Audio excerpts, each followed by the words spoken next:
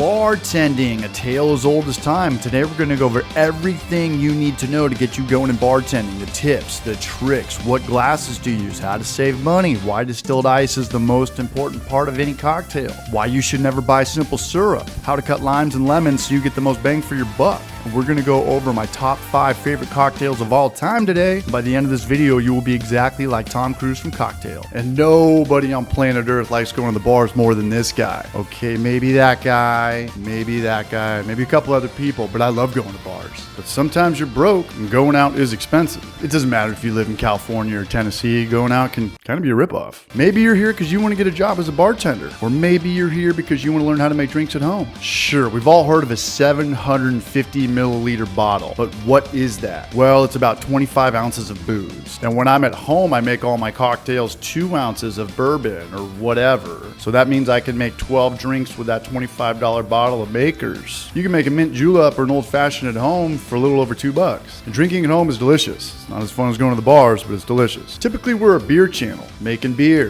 very difficult. If you can brew beer, you can be a bartender like that, unless you're shy as hell. Bartending is the ultimate job where you can just throw yourself in the fire. You're not going to learn how to make beer in 2 shifts. You're not going to learn how to become a computer programmer in 2 shifts. You're not going to learn drywall in 2 shifts. But after 2 shifts as a bartender, you might not get fired. And this video is going to help you. Now, here's my first tip of advice. We're just mixing drinks. You didn't win a gunfight at the OK Corral. There's no reason to dress like a douchebag unless there's a dress code. There's no need for the Wyatt Earp mustache. Doc Holliday is not your friend. You're not a blacksmith from the medieval times. We're mixing drinks. I know a lot of cool bartenders, and I also know some douchebag bartenders. I have buddies in Knoxville who refer to themselves as celebrity bartenders. Celebrity. The nerve to call yourself that. You mean you work 1 day a week?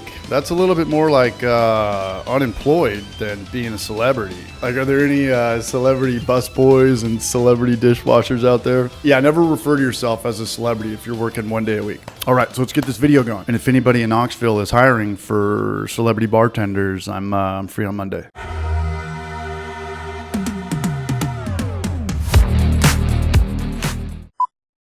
And before we start making drinks, we got to understand the quantities. And you might find a recipe online and see it in parts, or ml for milliliters, or cl for centiliters. And that's because bartending is a worldwide language. But for the sake of the tutorial today, we're going to go in ounces. 1 ounce is equivalent to 1 part, or 1 ounce is equivalent to 3 centiliters, or 1 ounce is equivalent to 30 millimeters. Simple math. See a recipe that calls for 60 milliliters? That's 2 ounces. As far as the official recipes go, there is an IBA, or International Bartenders Association. But that is just a point of reference for most establishments. Just like cooking, brewing, or auto mechanics, you talk to 10 different people, you could get 10 different variations. But as far as the drinks we are making today, they will be in the description of the video. So what do you need? Well, we're going to need a bar mat. We're also going to need a bartending kit. And if you click on the Amazon link and buy it, I don't have to eat Dino Nuggets on Christmas this year. This is our Boston shaker. This will be used a lot. Hit it at an angle, not straight on. This is your jigger, aka your measuring tape. I never free pour, even at home, because I have a habit of over pouring when I get too loosey-goosey. Throws my quantities off. Big side is 2 ounces, other side is 1 ounce. Here's a muddler to mash stuff together to mix and release flavors. Here's a corkscrew. It's for stealing cars. Here's your strainers. If you've ever made pasta before, you know what a strainer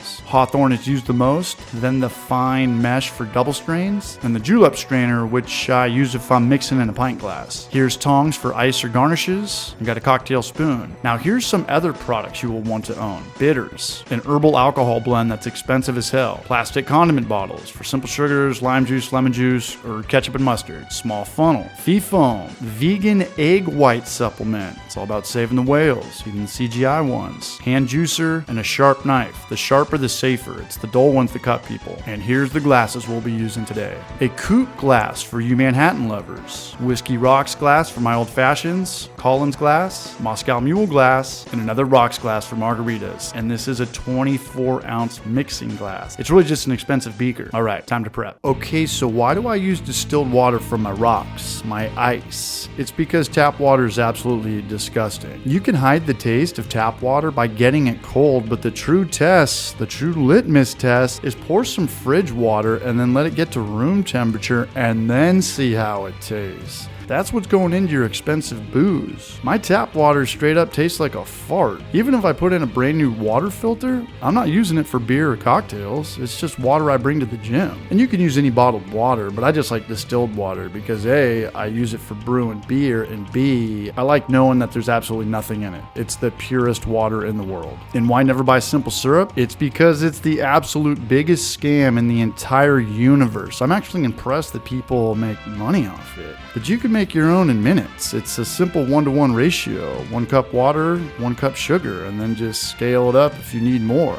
Heat up some water, doesn't have to be to a boil, and just stir up your sugar until it dissolves and then let it cool down before you transfer it to plastic. Don't worry, I have a GoFundMe set up for a tea kettle. Time to prep our fruit. And we're gonna cut our fruit a couple different ways today. For chasing shots, we want wedges. So a lime or a lemon, it's good for 6. And for garnishes, we want a smaller cut. So cut the tops and the bottoms off and then cut it in half from the top down. And this is the most important cut. Cut it through the middle about a 1/2 inch to 3/4 inch, and it's obnoxious when you're working and you go for a lime or lemon slice and this part is not cut. And then just cut up each side in about 4 to 6 slices. As far as juice, always use fresh juice for cocktails. None of that store-bought, melted margarita shit. And we just need about 2 ounces of juice for both lime and lemon for this tutorial. But if you want to fill up a whole 12-ounce bottle, it's gonna take about a dozen of lemons or limes. So now that your bar is prepped, we can turn drinks over fast. Being efficient and fast is the name of the game. And we got some new blood named Danny helping out with the channel. Say hi, Danny. Hi. Time to make my favorite rum drink, the mojito. The thing about the mojito is it involves mint. The bad thing about the mint is that it goes bad fast. Limes and lemons can sit in fridges for a while, but mint only gets a few days. The IBA website says 1.5 ounces of rum, and I got a problem with that too, so we're gonna use 2 ounces. Collins glass for this, or highball glass, same difference. Let's start with 1 ounce lime juice. Now let's add 1 ounce of simple syrup. Now take 6 mint leaves off the stem.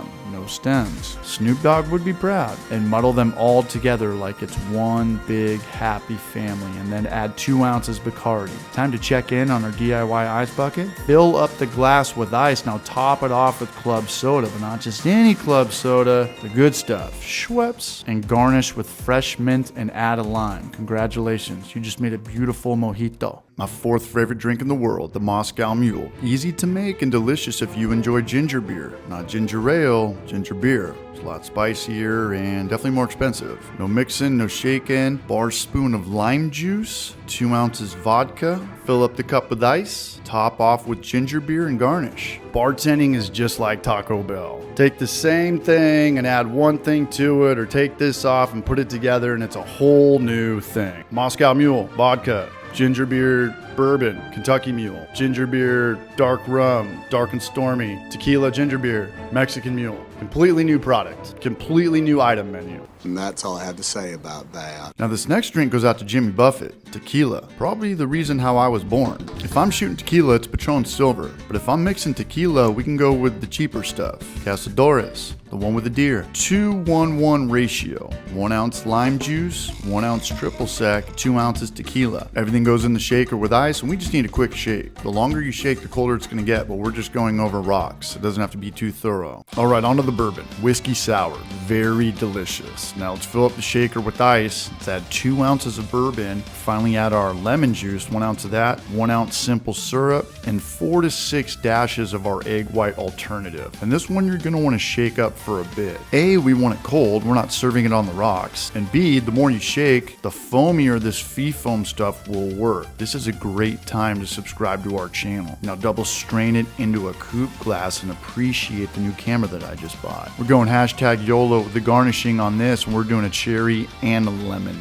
And this cocktail tastes as good as it looks. And all right, the grand finale, my favorite cocktail of all time, the old fashioned. And we can finally introduce some orange. I cut myself on a fruit peeler when I was a kid.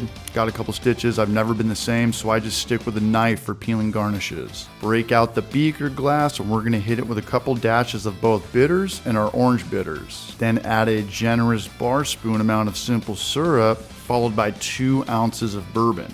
Or rye, your call. Now add some ice and stir it, so everything gets both chilled and comes together. Now in a rocks glass, add your giant ice cube. And we're getting our money's worth with this julep strainer. Let's twist an orange peel to release the oils, rim the glass with it, nestled in there just like that. And we'll hit it with a Luxardo knockoff brand sherry, and it's absolutely delicious. Why are we so blessed? And that's it, guys. So what you're going to want to do is just buy everything in the description of this video, fill up some empty liquor bottles with water, and just start playing around. Making cocktails is a lot of fun, and anybody can do it.